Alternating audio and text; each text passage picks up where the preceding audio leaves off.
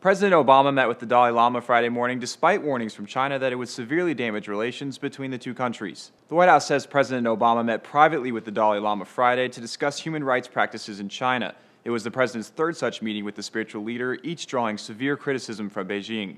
A spokesperson for China's foreign ministry says the arrangement was a, quote, gross interference in China's international affairs and warned the U.S. any country bent on impairing China's interests will find its own interests get hurt in the end, and its relationship with China will be damaged.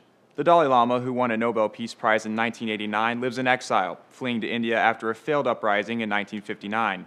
The Dalai Lama says he seeks a peaceful path to an autonomous Tibetan state. However, China calls the exiled spiritual leader a wolf in sheep's clothing who seeks to establish an independent Tibet through violent means. Beijing also accuses him of inspiring a series of grisly incidents over the past several years in which Tibetan Buddhists have set themselves on fire. CNN reports over the past 5 years, at least 125 Tibetans have set themselves on fire, most of them fatally, to protest Chinese rule. The Dalai Lama, however, denies involvement. Meetings between heads of state and the religious leader have sometimes heightened tensions between China and that country.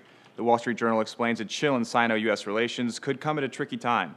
The U.S. is seeking to play a calming role in a territorial dispute between China and Japan over islands in the East China Sea, and are also contending with China's claim to sovereignty over most of the South China Sea. The White House played down the political aspect of the visit Friday morning, reaffirming its position that it does not support an independent Tibetan state. For Newsy, I'm John O'Connor.